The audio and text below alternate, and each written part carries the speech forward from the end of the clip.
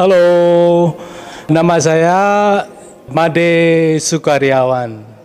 Kalau orang Bali, Made itu artinya anak yang kedua.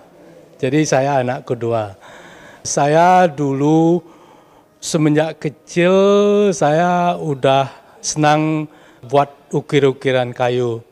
Itu karena bapak saya sendiri seperti membuat rumah dari kayu, jadi istilahnya keturunan orang tua. Akhirnya setelah tamat SMA karena faktor ekonomi nggak bisa meneruskan kuliah, jadi akhirnya saya berinisiatif, tapi kalau meneruskan ukir-ukir ini penghasilnya nggak begitu, jadi akhirnya saya bisa belajar karena di Bali waktu itu kalau bisa lebih dari satu bahasa, jadi kita lebih banyak celah untuk mencari pekerjaan karena di Bali banyak turis hotel. Akhirnya saya berinisiatif, saya belajar bahasa Jepang aja sama bahasa Inggris. Akhirnya siang-siang saya buruh ke art shop itu buat ukir-ukiran. Terus malamnya saya belajar bahasa Jepang dan bahasa Inggris. Nah akhirnya beruntung saya dapat kesempatan bekerja di salah satu hotel di Bali.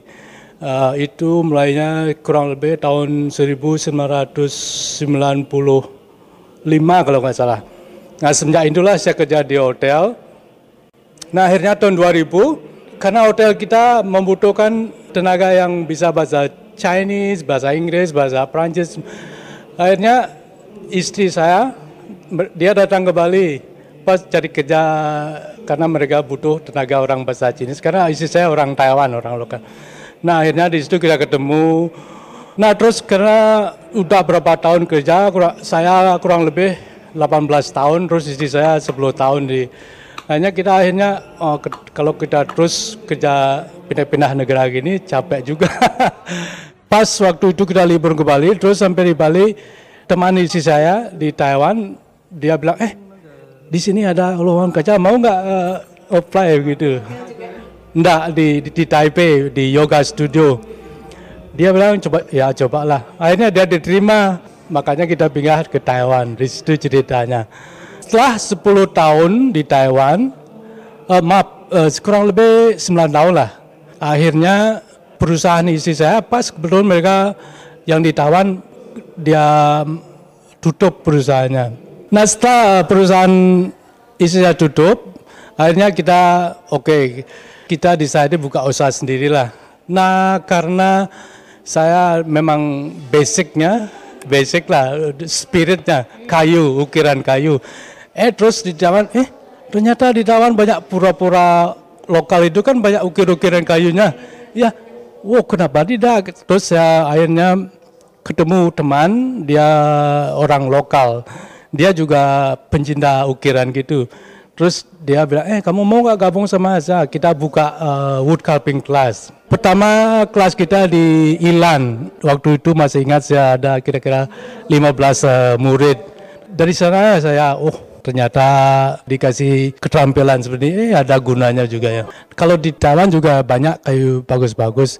Yang di sini namanya hinoki. Kebanyakan kayu lokal saya pakai. Karena teksturnya bagus diukir, nggak terlalu keras. Terus kalau dia kering, bentuknya nggak berubah dia, karena dia contains oil gitu. Terus baunya juga sedap.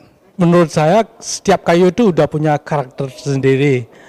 Nah jadi dari bentuk kayu itu saya kembangkan. Dia mau jadi apa, seperti gajah misalnya atau burung. Untuk wood carving class, saya desain yang simple. Yang misalnya satu kelas itu berapa jam? 5 jam gitu misalnya. Terus saya desain, saya usahakan buat yang sesimpel mungkin supaya habis kelas mereka bisa bawa pulang. Gitu. Dan pesan saya, mari kita bersama-sama kebudayaan Indonesia harus kita lestarikan meskipun di Taiwan, meskipun di luar Indonesia. Terima kasih.